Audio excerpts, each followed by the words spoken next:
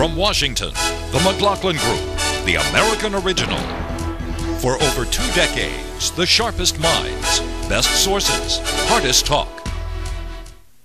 The McLaughlin Group is brought to you by Mississippi Development Authority. Visit Mississippi.org to see what we can do for you. Issue 1, Que sera, sera. Que sera, sera. Whatever will be, will be. The future's not ours to see. Que sera. The Republican vice presidential candidate was cross-examined this week by ABC's Charlie Gibson. The NATO treaty, wouldn't we then have to go to war if Russia went into Georgia?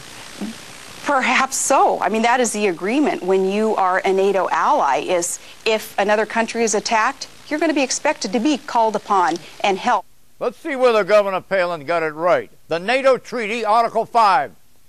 The parties agree that an armed attack against one or more of them in Europe or North America shall be considered an attack against them all. And consequently, they agree that if such an armed attack occurs, each of them, in exercise of the right of individual or collective self-defense, will assist the party or parties so attacked by taking such action as it deems necessary, including the use of armed force. So, Georgia, as a member of NATO, would enjoy NATO's defense protection by its 26 fellow members.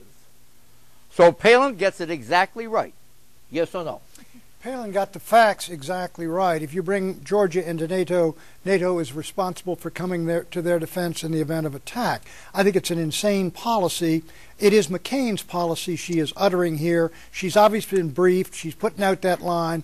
But the good news, John, is we're not going to fight in the North Caucasus because Europe, many European nations, will veto, as they have already, the entrance of Georgia into NATO, as they will veto the Ukraine's entrance into NATO. But what she is doing here, she's been briefed by the neocons around McCain, and she is uttering the exact position they told her to take. Hello. She got the facts literally correct, but she didn't get the atmospherics correct, and that is that I don't think the voters are eager now for another war party, and that they want an engagement with Russia, which has nuclear weapons, over Georgia. John McCain has said we're all Georgians now. I think if you put that to a vote, that might not pass if people understood the implications. So I think she did well enough in the interview with Charlie Gibson that if it were pass-fail, she would pass. But if it were graded on a curve, she would get a C because she was uttering memorized sound bites with no fluidity in her thinking. You mean graded by Eleanor Clift? Yes. And I imagine other people of my ilk and persuasion. Well, not Monica. Monica? No. I think she did fine in her first interview in a national setting without the cheering crowds and so on. And look, on the question of NATO and Georgia and Russia, she indicated that she would support the entrance of Ukraine and Georgia into NATO, which, Pat's right, it is McCain's policy. The question is, why do these countries want to join NATO? It's because Ukraine feels Russia breathing down its neck, and the Georgians still have Russian troops on the soil. So the question isn't whether or not the United States should be supporting these democracies, whether it's through NATO or not. The question is, the problem is Russia, and that's why these states feel threatened. And she and John McCain will say, look, if we are the president and vice president, we will make sure that these democracies are supported, whether or not it's out of the technical framework of NATO. What? Well, and the other thing that she said was that, look, we're not looking for another Cold War with Russia. And I hope we aren't looking for another Cold War with Russia. Certainly we're going to have problems with Russia because Russia has become much more belligerent, much more nationalistic, and much more independent because of their oil revenues. But I don't think anybody, including McCain or Sarah Palin, is looking to have a Cold War with Russia. Okay, holding Sarah's head underwater. Do you agree with the Bush doctrine? In what respect, Charlie? The Bush. Well, what do you interpret it to be? His worldview? No, the Bush doctrine, enunciated September 2002, before the Iraq War. I believe that what President Bush has attempted to do is rid this world of Islamic extremism, terrorists who are hell-bent on destroying our nation. There have been blunders along the way, though. There have been mistakes made. And with new leadership And that's the beauty of American elections, of course, and democracy, is with new leadership comes opportunity to do things better. The Bush doctrine, as I understand it, is that we have the right of anticipatory self-defense, that we have the right to a preemptive strike against any other country that we think is going to attack us. Do you agree with that? I agree that a president's job, when they swear in their oath to uphold our Constitution, their top priority is to defend the United States of America. Gibson is quoting from a 2002 doctrine, which is no longer the Bush doctrine. 4 years later, what Charlie calls the Bush doctrine was superseded by this current strategic policy. Quote, "The U.S. will not resort to force in all cases to preempt emerging threats. Our preference is that non-military action succeed," unquote. This substantially softens the 2002 language. Despite the error of the question, did Sarah bob and weave effectively and emerge unscathed? Eleanor Cliff. Well, excuse me, John, does that mean that the invasion of Iraq and the rationale behind it is no longer operable? And what is this new doctrine that you're repeating? Did the administration put out a white paper of some sort? And it seems to me what distinguishes the Bush administration was their rationale that if you felt the country were under an imminent attack that you could retaliate, which frankly has always been an unspoken, unwritten part of U.S. policy.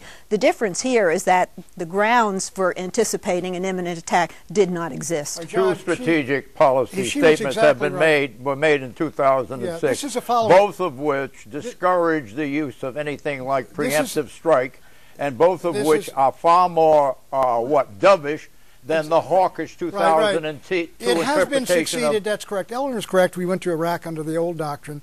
There is a new doctrine, but she handled this very well. The reason was this was not a question for which she was prepared to answer. Her natural response was, and we didn't quite get to it, is certainly the president has a right to act in the case of imminent attack. Like Russian missiles in Cuba becoming operable, Kennedy could have smashed them if he wanted to. So her instincts, in my judgment, are excellent. Did she miss a beat? No, she didn't miss a beat on this. Where I'm concerned is they are programming her to come out with McCain's neocon policies, which I don't believe, I agree with Eleanor, they are not in the center of American politics. Americans don't want any more wars. Monica. Look, in one sense, it was a gotcha question because, as you point out, the Bush doctrine has evolved over time, and the secondary version of it is a post-Iraq version of it. But to somehow suggest that we went into Iraq without the conditions in the second part of the Bush doctrine, which is diplomacy, lead time, going to the United Nations, giving a nation like Saddam Hussein's Iraq all of the benefit of the doubt before we went into war, to somehow suggest that Bush didn't do that before going into war, when we have 17 UN resolutions that Saddam Hussein cavalierly disregarded, and the Bush administration spent months and months and months trying to avert war. Monica, what one line? There's a whole library of books that could fill you in on some of the details about how we went to war. Right, and there was plenty of time built in to avert it. The Bush administration doesn't follow the Bush doctrine of 2002 even today. I don't know what this is such a great, sort of conflict about. The fact is that we wouldn't go into Iran under these circumstances. We will not take anything off the table, which is as far as it goes. So I frankly think this was not a very fair question put to her, in my judgment. Okay, lipstick follies. I was just your average hockey mom and signed up for the PTA. I love those hockey moms. You know, they say the difference between a hockey mom and a pit bull? Lipstick. Obama makes pit bulls into pigs. You put lipstick on a pig. It's still a pig. You can wrap an old fish in a piece of paper called change. It's still going to stink. Question. McCain's campaign said that Obama was calling Palin a pig. Is that the case? Monica. Well, let's lose the diapers on this, okay? This man, Barack Obama, has said repeatedly that words matter. Everything that comes out of his mouth is very deliberate, is very calculated. Now, that said, this is an expression other politicians have used over time. But in this context, given the fact that Sarah Palin's lipstick comment became so famous so fast and so identified with her, that the idea that he could use it and that there would be a different interpretation to it is absurd. The whole previous part of the soundbite, which you neglected to play, he's talking about John McCain and the policies he's putting forward. Every fact-check group that's looked at this has said this was unfair, and in fact, by the end of the week, her stating that calling this some sort of sexist remark against Miss Palin. The McCain campaign is trying to call all criticism against her sexist, but on this one, they jumped the shark, or maybe they jumped the pig. Wait, here's what happened. It is so patently ridiculous. Look. Here's the problem. Obama, when he started talking, knew suddenly he was on difficult terrain, and he was affirmed in that by the hoots, jeers, shouts, and standing laughter. What's the point? The point is Obama knew that he had stepped into it after that. That's why he moved to the fish comment. And quite frankly, he's got to expect the McCainiacs to jump right on it and jam him after this. And it's rough, hardball, but it's legitimate. So the lipstick on the pig was an extemporaneous remark. He was, but he wasn't calling her a pig, but he realized it's a gaffe. When John McCain called Hillary's health care plan putting lipstick on a pig, was they had a sexist remark against Hillary Clinton? No, but and what would you people have said if Hillary had said sexism? I mean, this is painting with a way too broad a brush. I have to agree with Monica here. You can't imagine that Barack Obama didn't realize the significance of that phrase. I'm not saying he was referring to... So it was not extemporaneous, meaning he had thought it through. No, I'm just saying when he used that phrase, it had to come into the context as we know that it was used before. I'm not saying it's sexist. It's just something he was trying to deride her comment and diminish her comment because it was one of the most renowned and wonderful comments that she made in the speech she gave. Exit question. You can dismiss it any way you want. Is Obama's handling of the Sarah Palin challenge A, ill-conceived, B, dangerous, C, backfiring, D, so far so good, E, bullseye winner? Pat. A, B, and C. Big trouble. Big trouble. Sure. Get off it, fella. Go after McCain. Leave her alone. He is off of it. One word, enough. But his strategy is a work in progress. It shows how threatened the Obama team is by Sarah Palin. They have no idea how to handle this new political phenomenon. They thought they'd have the monopoly on political phenomenon with Barack Obama. That is no longer the case. And the fact that Obama is fighting this asymmetrical warfare by spending every day going after Sarah Palin, I mean, what is Joe Biden there for? Do you think he looks chauvinist? Look, I think when he followed up the lipstick question with the old fish in newspaper, that was a slam at John McCain. I believe that those comments were deliberate, John. Look, I have to say, I think Sarah Palin is a very likable person. Very, very attractive person, and you have to be very careful how you handle her. They have not understood how to handle her. The country, in my judgment, by and large, is not going to accept these sort of slights to her, and they've got to be very careful, and he should not be running against the vice presidential candidate on the other side. And he hasn't been. Oh, yes, he has. For 10 or 12 days, they've been obsessed with him. The media has been obsessed. You think that she is as smart as he is? I don't. Who can measure that? I think she's a very intelligent woman. She's very savvy. He's a smart guy. She's savvier than there's another thing about her. She's very authentic, and that really comes through. You mean she's smart and she's political? She's street smart, and she's authentic, and I think she's got street smarts that he does not really have. Does she have something beyond that? What matters she's got a lot. Our governor is hot, as they say. We may be cold. No, I don't mean that. What matters is whether the impression of her takes hold over the next couple of weeks, whether she is ready to be president or if she is not ready. That's what this is. That's all that matters. No, that's the way you define it. I do not define it that way at all. On a trust scale, who scores higher? Obama? Oh, she does. Oh, she was. Why? Why do you trust She's her? authentic. She is a middle American woman. She doesn't just talk about it. She is a religious, right-wing conservative. She has solidified She does believe in God. I'll agree. She has quickly. solidified the Republican base, and she has intrigued many people, men and women, in the middle. Now we'll see if they still like her after they learn more of what she's about. Eleanor's argument right here. Question. Eleanor's argument is the third wave of attack against Sarah Palin. They tried the sexism, they tried the classism, those things didn't work, and now they're trying to paint her into a religious nut, which is grossly unfair. I think she's on the right side of the spectrum. That's what I said. Don't put words in my mouth. I think they have mishandled her to date. You do? Yeah, for sure. A, B, and C. They built her up. They built her up. The answer is A, B, and C. When we come back, America's economic gray skies.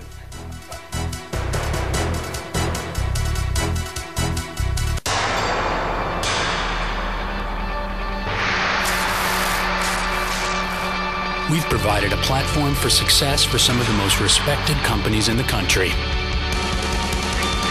We fueled their growth with a highly educated workforce and a can-do, pro-business attitude. Just ask our newest business partner, Toyota. Visit Mississippi.org to see what we can do for you. For people close to retirement, there are plenty of ifs to go around. If our savings will last, if we should take Social Security when we hit 62 or 67.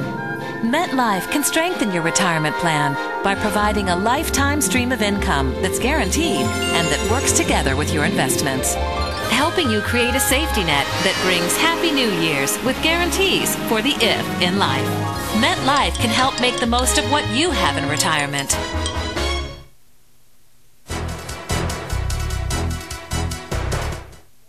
Issue 2, the dark moments.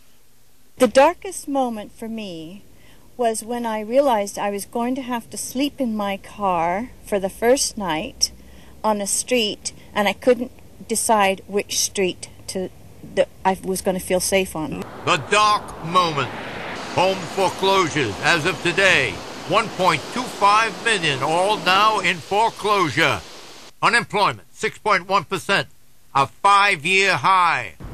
Jobless claim up 15,000 over the past week. Now 440,000 total. Inflation 5.6%, the highest in 17 years since 91, when George H.W. Bush was president. Consumer Price Index, the CPI, 5.5%, also the highest in 17 years. Banks, 10 closed this year alone. 117 banks on the watch list. Maybe another 200 variously vulnerable. Fannie Mae and Freddie Mac, now exclusively U.S. government guarantors of $5 trillion of U.S. home loans through a quote-unquote conservatorship under the Federal Housing Finance Agency. And on one indicator, the sun shines through. GDP, still up 3.3% annual rate. Question, what is fueling the gross domestic product, GDP, uptick? And does that 3.3% uptick mean that we are not yet in a recession, Mort? No, that uptick really represents in large part the federal tax rebates that were handed out at that point, a lot of which was spent and therefore seemed to have lifted the economy. But the economy is very weak and it's sliding. Unemployment is much worse than those numbers. The core of the problem is, as that piece indicates, the collapse of housing prices, which is the first time this has happened in 70 years. It's the largest single asset on the balance sheet of the average American family. They've lost 15 to 20% at least. That represents $4 to $5 trillion in losses compared to $130, $140 billion tax rebate. So that has not yet been worked through. The financial consequences of it are also disastrous. Fannie Mae and Freddie Mac, as you know, the two big housing agencies that represent literally $6,000 billion, $6 trillion. This is half the debt of the United States. It's 40% of the GDP of the United States in those two companies, and those two companies were on death's door. And if they had collapsed, you would have had thousands of banks in this country collapse, since they had paper from Fannie Mae that was more than their net worth, and thousands of banks in Europe that would have collapsed. And Europe, you would have had a run on the dollar. You would have had a collapse of the housing market. They had to rescue. What? Don't hold back. Tell us how bad it really is. Well, it is bad. I mean, we averted a major systemic crisis in this country by saving those things. Right, now and we're not out of the woods now yet. You've got Lehman Brothers bellying up to the bar for their bailout. You've got the auto companies lining up. And what about all the Republican rhetoric I've heard for 15 years? Just get government regulation, get it out of the marketplace. The markets can perform just fine. I'd like to hear you have to eat some of that rhetoric for the last 15 years. Well, I don't maybe not from you personally, but all that getting the government out. If there is a time now we have room for government. You have to set aside ideology in order to prevent the economy John, from collapsing, whatever the ideology. Let Pat in. You had to nationalize Fannie and Freddie. There's no question about it. Sure. The economy is not in as bad a shape as it was in 1980, but Mort is right. The underlying financial crisis here of these banks and all these houses with rotten paper, this could go crashing down. If it does, the Fed will have to bail them out. Inflation will surge. You will have stagflation. And I tell you, you then will be looking at something approaching a Great Exit Depression. question. You can get in on this, Monica, with your other thoughts. Is this the beginning of a long period of American economic decline? Yes or no, Pat Buchanan? America is in a relative economic decline comparative to the rest of the world. Long? Yes, long. Decade? It'll be longer than that. I think it's a long decline. We need to regain the edge with competitiveness and with innovation and research and development, and we can do it, but it's not looking so great for the imminent future. Yeah, I think we're seeing the beginnings of these real serious structural problems that are cascading through the housing markets, the credit markets, and so on. No. Less? We're going to be in a 2 or 3 year slowdown. I don't think we're in for a long-term decline. We can do a lot to change that. We're still the most innovative, the most productive economy by far in the world. I mean, if you want to compare us to Russia, Russia's wages are 1/7. They are. Same thing is true of China. All these other countries have problems. We can cure our problems very easily with good leadership. Thank you, Mort. We've been saved. We'll be right back with predictions.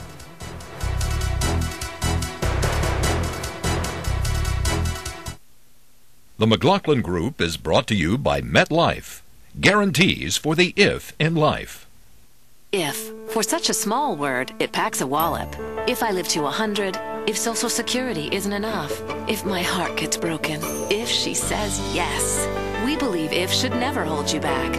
If should be managed with coverage that builds on what you already have. Together, we can create a personal safety net, a launching pad for all those brilliant ifs in the middle of life. Call on our expertise and get guarantees for the if in life. After all, we're MetLife.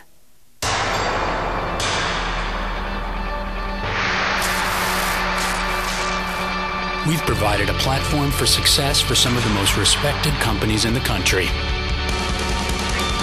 We fueled their growth with a highly educated workforce and a can-do, pro-business attitude. Just ask our newest business partner, Toyota. Visit Mississippi.org to see what we can do for you.